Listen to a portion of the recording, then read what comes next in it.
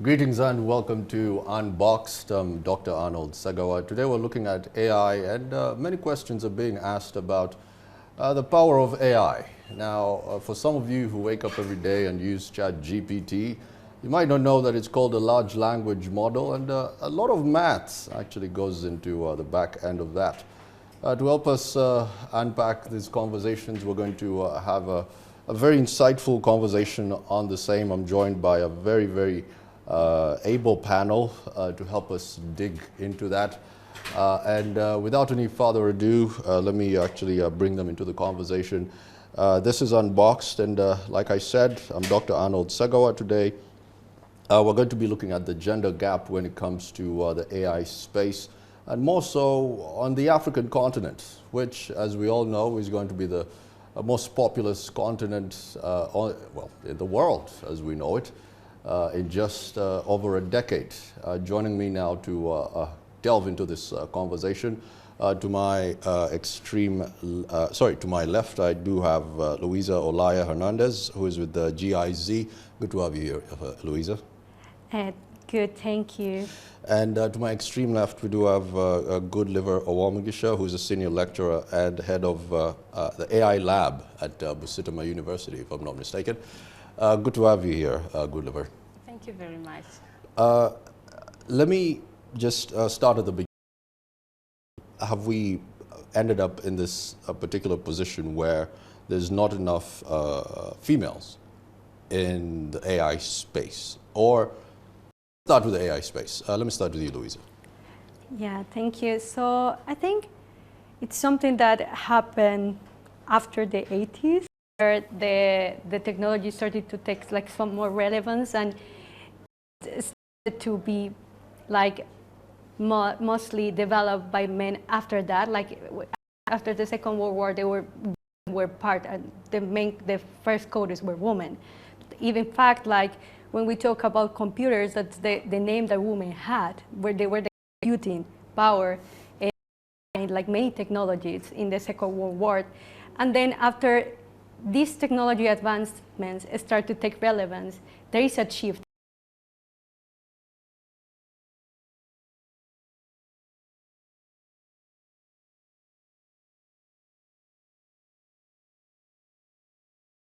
But still many of the, again, of people developing at that time the technology. Then after this development, the Silicon Valley, like great development of AI, and we know that it's not the most diverse place when it comes to gender. And just the technology replicated this. All over the world, it kind of like was connected being in technology with being a man. And also there were many stereotypes. Students saying like, yeah, for me, being a person coding, that meant a man. Myself there. And then she said very nicely, she's like, but I'm just talking about Hollywood movies. And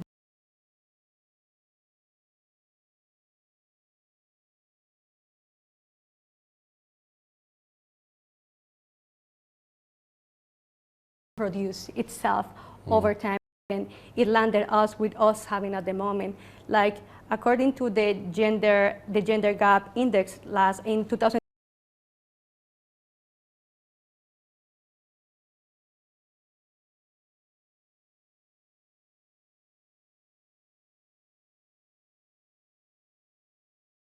Bring it to the African continent, or sub-Saharan Africa for that matter, it would be us.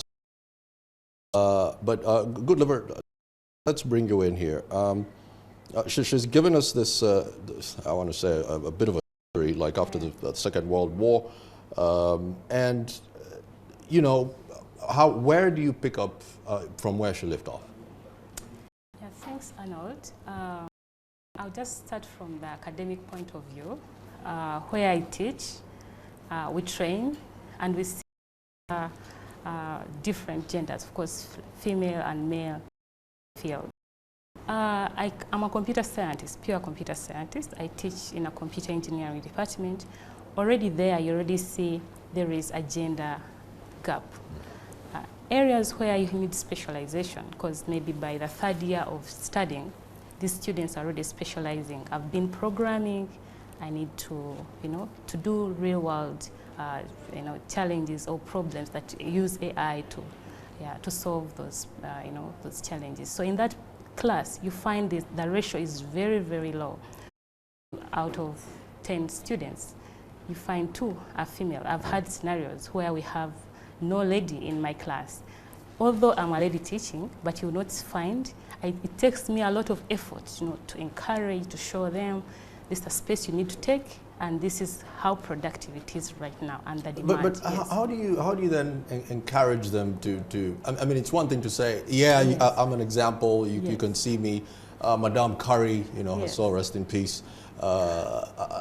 It's one thing to show them that this is an example, this is possible, yes. But in real reality and practical sense, how do you then push them? Yeah, but now we can't run away from the reality, because we know everywhere we are going, we shall AI, every industry, every organization needs these experts. So we had an area discussion about how best can we encourage not just computer scientists, but also different disciplines like health, environmental science, all these disciplines. How can we have tailored programs that are mandatory in our curriculum that towards these different disciplines, that's where students can take on AI courses, and by the end of the program, they appreciate how much they can use it for than waiting at the end. Because now we have a program which was where Louisa was behind it, from GIZ and BDO. So we had this program that we developed a curriculum tailored to young women who are in industry, already practicing, but others are graduates. So to help them, code, do caption projects, and appreciate how much they can use AI into their organizations and work. So at the end of the program, it's been very successful. I think Luis is going to talk about it more. But you realize these are students who came from, actually, I think like 2% were computer scientists or engineers. Others were from lands, different departments, and they felt there is a need to use AI in their organizations. Right. Yes. And Louisa, let me come back to you. You've mentioned some of these boot camps. Personally, I've also taken on a few, but with Microsoft. So, they start you off with the fundamentals of AI, then data scientists and what have you. And I personally, I was very impressed by your boot camps, seeing how the direction that you've actually taken is a little different from like the Microsoft direction. Tell us more about these. I understand you got like the FAIR initiative, Forward initiative, there were like 7,600 applications. But please, tell us more. Yeah, so I think, and also maybe going back a little bit to the question of how we get more women, lowering the barriers, and making people know that AI is accessible to everyone. And the example that I always give to everyone is like, do you speak another language? In many countries, and actually in Africa, many people are bilingual. So you learn to speak another language, you can learn to speak the language of the computer. And I live in Germany and I'm learning German, and I always say, like, if I'm capable of learning German, I'm capable of coding. And believe me, coding is far easier than learning German. So that's example, and it's like, that's exactly what you're doing when you're coding. And as useful that is learning another language, it is useful to code, because it's exactly that. It's a hard skill that you can use regardless of your background.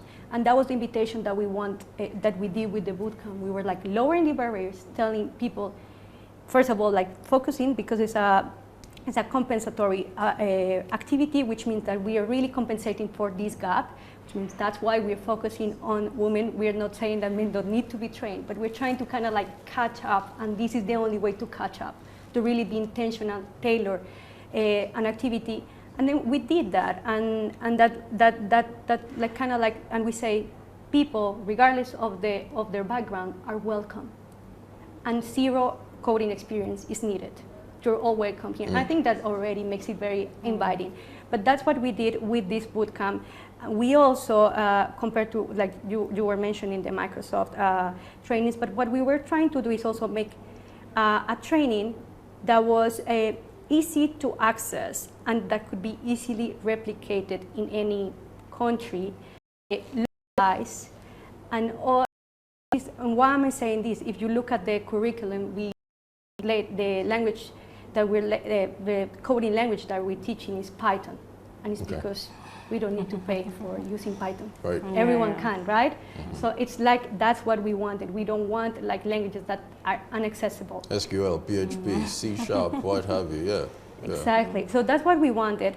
And then, of course, localizing for the Ugandan context. We have done this bootcamp already in South Africa, in Rwanda, in Ghana. Uganda is the fourth iteration. And in each country, it has been tailored for the needs of the country. Like, really, it's always a discussion that we have, like, in this case, Dr. Kotliba, we have also Dr. Joyce, helping us creating the curriculum and seeing what are the needs of the country, but really also seeing, like, which type of inclusions do we want to have here?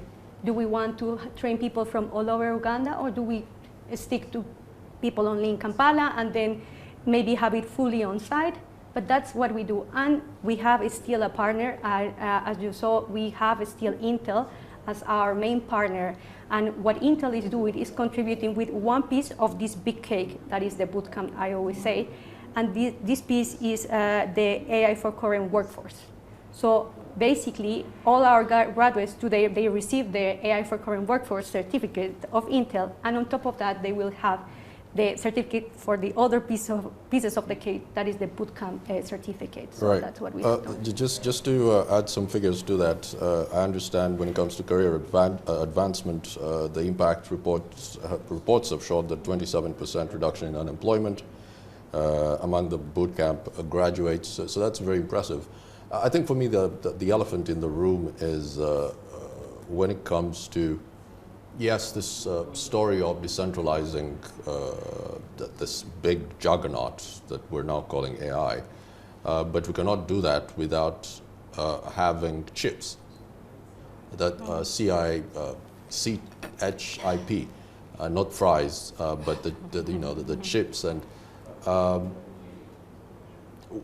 during the Biden administration, we saw the likes of NVIDIA, where there was an export ban on the chips to China. And this is defeating for countries like, the Ugandas of this world.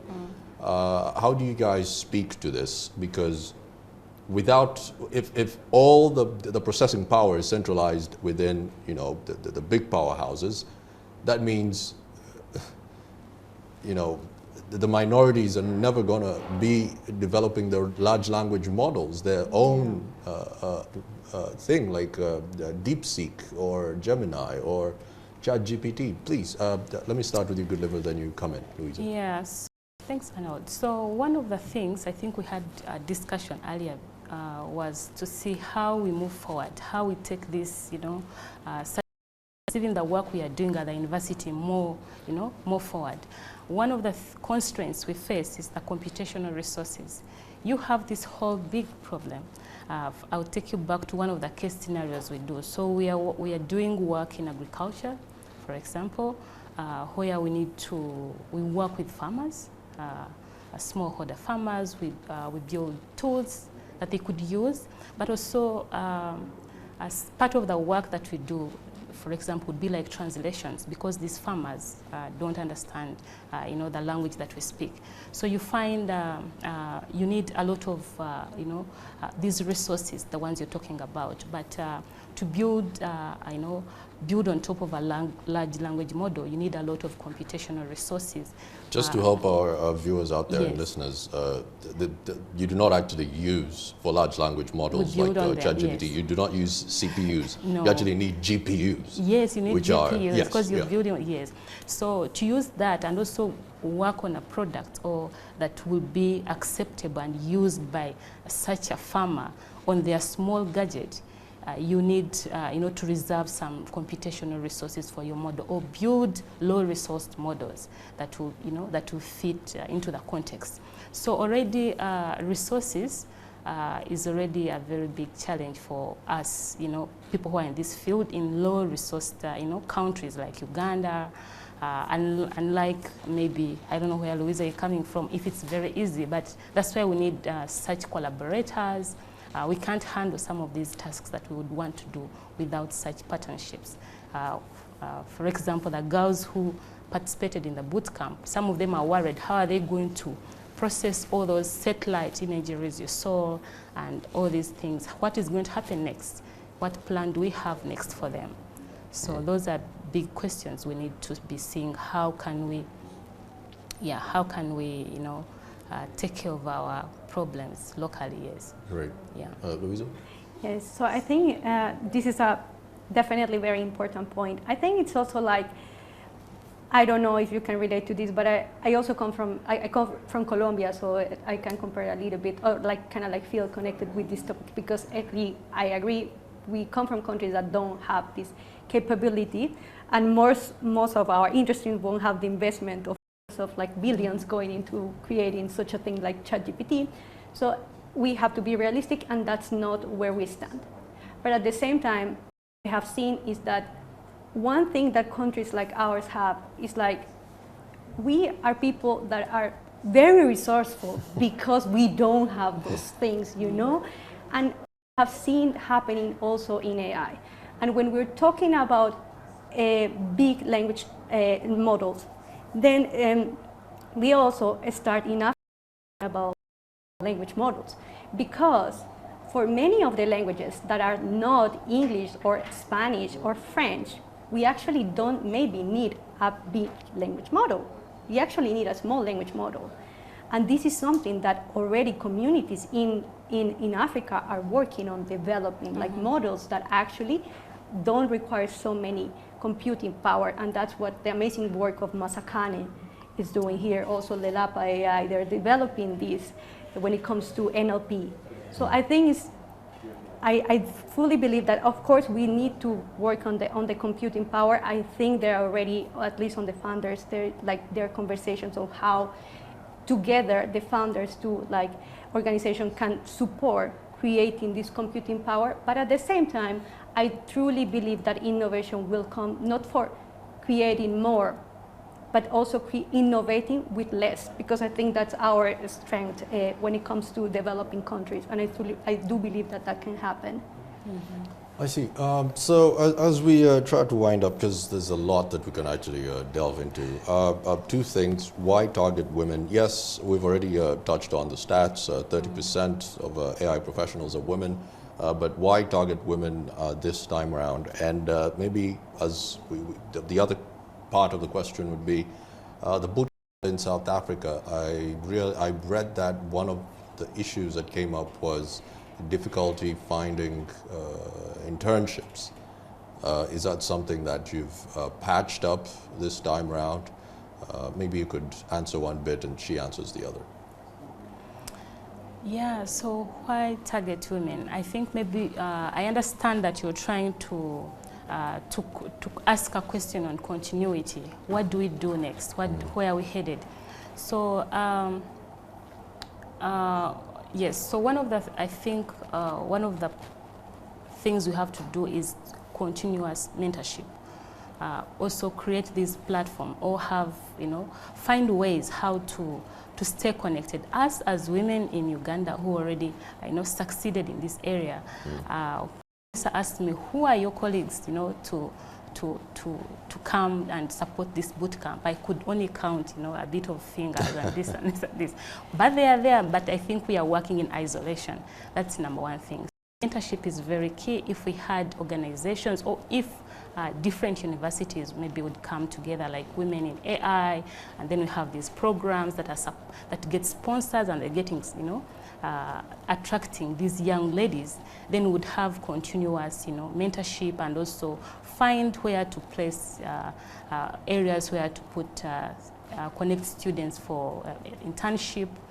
And also we have a network. For example, Data Science Africa is, I already shared it earlier. So we have these graduates or undergraduates or masters, they come and learn skills anytime. So it's just a matter of awareness to see what is available, and what can contribute, what can benefit our young women in Africa. Yes. Yeah. Yes. Louisa? Yes, so I guess one of the simple questions would be, because when we don't have women and diversity in developing technologies, then we are creating technologies that more likely are biased because they are not, their visions are not included. So one example of such technologies, when the first vision glasses were invented, women couldn't use them because when women use makeup, the technology was not working for them. I think I remember another example on Amazon's HR portal, which Exactly. had black people. Exactly. Yeah. So that's what we have when we don't have a group of developers that is diverse enough. And it happens because if we are developing a solution, you have one perspective, you have one perspective, I have one perspective. And then we all will see things like, you can tell me, no, Luisa, maybe that's wrong because you're not seeing this point. And that's the first reason, like not to create technologies that actually could affect women and minoritized groups. And then answering the question of the internships. Yes, South Africa was our pilot. So again, we were like trying to figure out things. South Africa also has one of the highest rates of youth unemployment. So it was very challenging. And was the thing that we worked the most after that. So when it comes to Ghana, all of our students were placed in internship, had internship positions. Afterwards, some of them even jobs. Same for Rwanda, and it's happening the same for Uganda. Some of them have already been hired, and we are like connecting them to internship positions. So that's definitely something that we want to guarantee. Right. Godlover, I want to bring you back, and you did say that you're a computer scientist by profession. There was always this, well, I think this comes from an example from Ghana, where some people were believing that tech is for guys only. Apparently a Ghanaian participant said this. How did you counter that when you were going to school or coding away? I know that command line can be very painful. Yeah, I already shared my simple experience. Yeah, maybe in 1 minute I would want to do it well. So I did computer science undergraduate, but by the time I finished, really, if you ask me on a rate of 10, how I feel comfortable with programming and solving something, in the industry, I would say I was like 5 or somewhere. I wasn't very comfortable. So I had to do a master's in computer science again to see what did I miss, what do I need to do, how do I help my society. And my supervisor, I remember he sent me to the field to say, go and find a problem that you can solve, that is solvable. So I went into agriculture. I did a lot of interviews around them, tried to collaborate with agriculture people, narrow. And I found this pressing challenge where we have, for example, these farmers in the country, and they don't know how tomorrow will look like. When do they plant seeds? Even if they planted, what happens with their crops? You see, that became already a pressing challenge that I had to solve. That became the turning point of our research, and it went on and further until now we have data products that we feel we can scale. So same applies to now. Any girl out there, even a young gentleman, they don't know what kind of work, what kind of research, or how can they impact their society, not alone in agriculture or something, or anywhere else. So we have this program, Luisa, or sponsors, like we have Microsoft, for example, came to us, so Busitema or through another organization, I would say ICANN. So one of the projects we wrote was can we educate people, maybe primary, secondary, university, could we tell them about this AI and what it can do? But now the question again goes back to our nature of organization. Would National Council for Higher Education, for example, take lead, in having AI included at different levels of education in this country? There we shall not suffer with, having graduates who have no idea what to do. But if this curriculum, where we have simple tailored programs in secondary, telling students what AI can do, by the time they go to university, they're already motivated. What do they need to do? So For me, I think that is the starting point for us to move together, not leaving anyone behind, because we are moving so fast. Yes. Louisa, you can build onto that, but I mean, I've seen some examples where some developing countries are petrified of the power of AI, and the computing power. The three of us here, maybe some of our viewers and listeners might not know this, but it's a lot of maths, it's a lot of computing power, yes. And there's a thing called inference, where at the back end. But if you do not have these three, then and a lot of training and reinforcement. Some people are worried that I might not have a job, because teachers are really worried in some countries. So do you see that some teachers may not have a job? Because I think the Ministry of Education might have to let some people go. No, it's really. I think both will go. No, the human. No? No. Okay. That's not a threat. No, I think actually my feeling is, I think my feeling is that the human aspects and the professional that are very human by definition won't be changed. Yeah. And I think one of the most profound, and human professions is being a professor. It's something that, and it's as easy as today we were talking about students being interested in learning AI, but doing courses online was kind of not enough. And then I will ask this question. I will ask this question to just forget about education. Think about health. Would you be 100% comfortable if they gave you a robot to do an operation on you? I think so, because I'm very sure a robot's hand is not going to shake. But without a doctor there?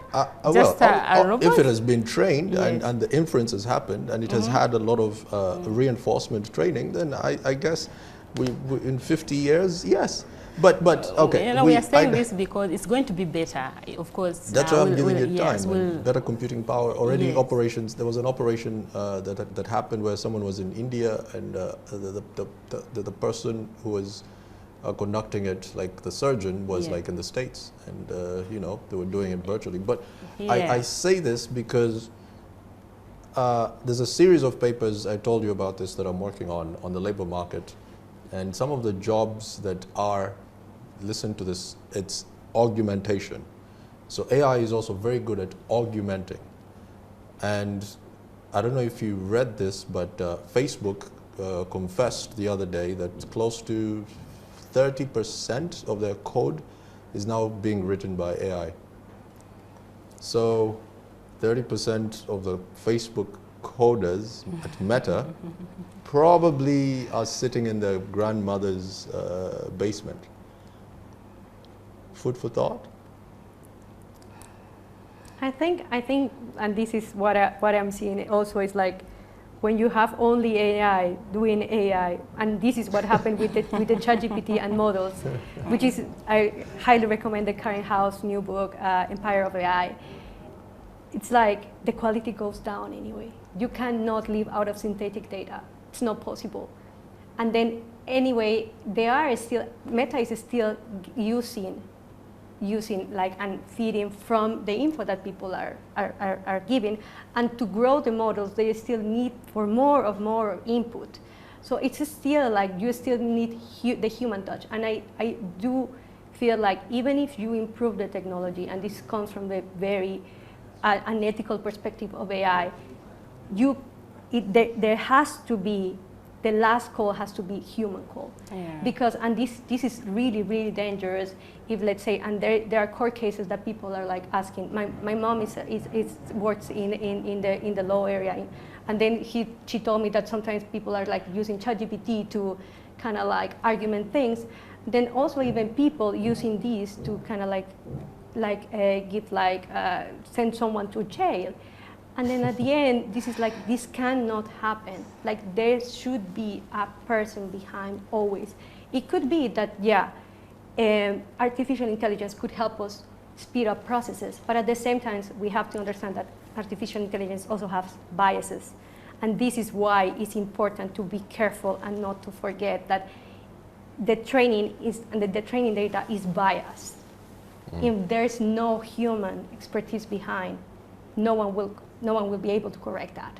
So for example, in what we're talking about the surgery, if you were a woman and there is a robot, chances are that you maybe shouldn't trust that, because most of the information, and when it comes to medicine, has been created with data of men and not for women. So maybe the person that is under that razor would, if it's a woman, chances are that it's riskier for the woman than for a man. And then if we go there from different countries, then maybe the risk goes higher. So that's why I think like it's still important to consider that even though we have advanced a lot, the bias are still there. The data is not perfect and not neutral. I mean, we could have another podcast about that because that is one contentious, like, I've been in a class where we had an argument about this until someone had to like just stop, like, we need to move on. Someone just said, yeah, not today. How do we make coding cool? Like, remember, when we were growing up, like, nerds were not cool. The guy with the big spectacles and what have you. You know, then the Googles of this world come around, Bill Gates, Microsoft, now Zuckerberg and what have you. Now nerds are cool because they got money. How do we make coding cool for ladies? Because I think that's the other thing that would resonate. Yeah, that's what I talked about first, that usually ladies tend to have this fear, you know, they run away from the coding and all that. But I think it's a matter of mentorship, showing them the direction, and it's not as hard as it was. I did my master's about almost 10 years back, before, you know, that's 2015. So, and it was very difficult, you know. You would sleep on, I think even now it still happens, you know. 4 days you're still solving the same thing. But I think now, even with AI, things have become more easier. So it's a matter of us showing these ladies the directions, the opportunities, because the industry needs them. We can't leave them behind in any way. So it's a matter of mentorship, having these organizations support, and also having, you know, local chapters about this, you know, women in AI in Uganda, like the one I talked about, and we'll see how we can, you know. Louisa? Yeah, I think, I guess one thing I have noticed, and also because there are like several studies about women choosing certain careers and maybe not going to STEM, but one thing that highlights is that women are really connected towards community and like to think about others. And that's why sometimes they feel a little bit detached and not so interested about going into tech. And I think what could and should be this, what we should try to do better, again, as I said before, lowering the barriers, but also showing them how with AI you can help your community. You can develop things that can help your family. And I think that's the connection. It's not that, again, it's like when you learn the language, this is something that you can apply if you studied law, if you studied medicine, and you can apply to every single background. So as Dr. Goliva was saying, like, you can use it for like helping in the farm. So it's something that could be technology using for communitary efforts. And I think that's something that moves women a little bit more than just, let's just do something cool, which I think is a discourse that definitely doesn't attract women as much as could attract men.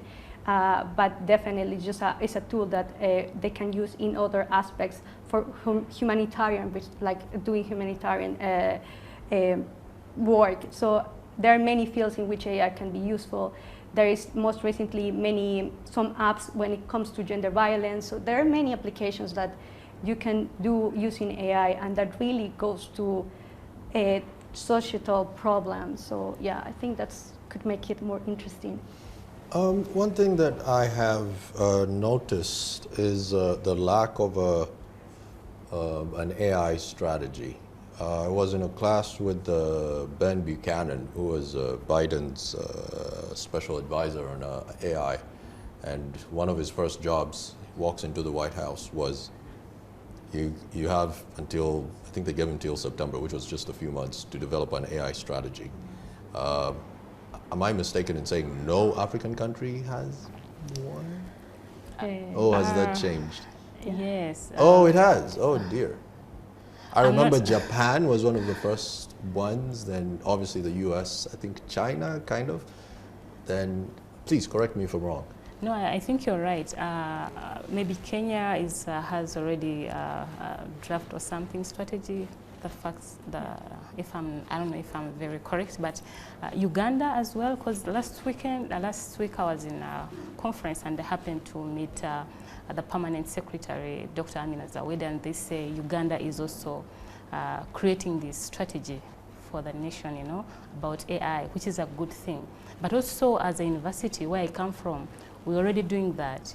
We are doing the university strategy, AI strategy, then the AI policies to govern how we use AI in the institution. I bring this up also in Yes. relation to the women, because if you do have a strategy or a policy that fits into Exactly. Gender inclusion in a Exactly. way, yes, you're Yes. hitting two birds with one stone. Yes. Yes. So as because now we are into initial stages of doing this, we have to make sure that it's inclusive. You know, it's inclusive of all this gender and all this. The women, at least their voices, or you know. Have you been invited to the table? Yes, like I've told you, yes, we are already working on the strategy already. Okay. As for the university, yes, we are already working on the strategy. We are somewhere. And I guess when that time comes, we shall involve all stakeholders to see if their needs are met in that strategy. So I think people like you would definitely need to be in that caucus. You know, when these things are being discussed. Just to bring you in, Louisa, that the EU also has one. I remember that, and. Talk to me about how the EU's policy or strategy, for that matter, addresses this, or what can be borrowed from the EU side. Because one of the good things about writing a constitution 30 years after other people is you can see what worked in, let's say, the Bill of Rights or whatever, and then you work it to tailor to yourself. So you can see the states, you can see the EU, Japan, you know, what do you think could be borrowed to augment women also, and also the other good stuff? Yeah, okay. So I guess the first thing is like, yes, there are many things happening in terms of policy and regulatory frameworks in Africa at the moment.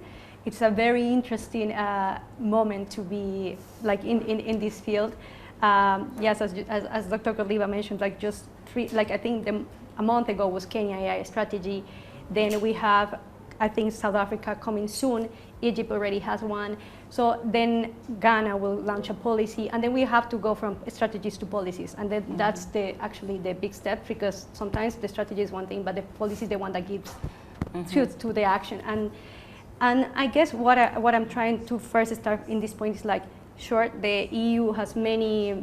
I think I really like the EU approach is when it's really protecting citizens, and that's something that I think can be taken in any other policies, like really putting first the well-being of citizens and then their voices, like for them to be able to say, I don't want to be part of this. So I think that's something that EU does very well. But at the same time, what I have found, like recently, we did a maturity AI assessment in South Africa that was just launched a month ago. As I say, policy is coming soon, and is now African countries also like first looking at themselves, what are their needs, because. And then see, yes, what we can maybe take something from here, something from here, Yes. but really kind of like tailoring and seeing what works best. And sometimes also looking from other countries. So Rwanda also has a strategy and a policy, and then Kenya learning from the strategy of Rwanda. That's an exchange that my project was like kind of like supporting between the countries, like for peer learning experience. Because China has a very interesting approach to all of this. They sat back, they waited for everybody, and they said, you know, I think I don't like any of this, but I like this. Yeah. Guys, we're running out of time. Sorry to cut you short. Your last remarks, let me start with you, Doctor. Yeah, I would just say I think we are at the right time to discuss these things, and they shouldn't stop here. There is a lot of challenges. I think people are more worried about the challenges AI will come with than the benefits. We have not discussed most of the things like, you know, the data privacy, sharing, and these things. So people are more concerned also on the other side. What will, you know, even if it's bringing us the good, what about the other side, which people are not talking about more. Yeah, but I think we are in the right place at the right time to discuss these things, to have women involved in whatever, you know, in technology and also adaptation and creation. So I think I would say it's really a nice talk to be here, yes. Thank you, Doc. Louisa, you have the last word? Yeah, I think I agree with Dr. Godlieva, and my feeling is that we can really start to look more to their strengths. And I think looking at what the communities and developers are already doing in Africa, I think there are many things to do. Like, there is a lot of potential. And I guess when it comes to policies, and this is something that it's important, it's like when we create policies, it's important to create them with gender perspective, because that question that you asked previously is like, yeah, sometimes we create policies, but the gender aspect disappears, and then we reproduce the same problem of like, well, at the end, we don't have a diverse group of developers. So that would be something that I think, because we have the advantage of not being so advanced in certain things, then we can reshape and again, just, I guess, create something that works for this context. Thank you. That's where we'll leave it. Again, ladies, thank you very much for joining us. On my extreme left, Dr. Gordon Libert.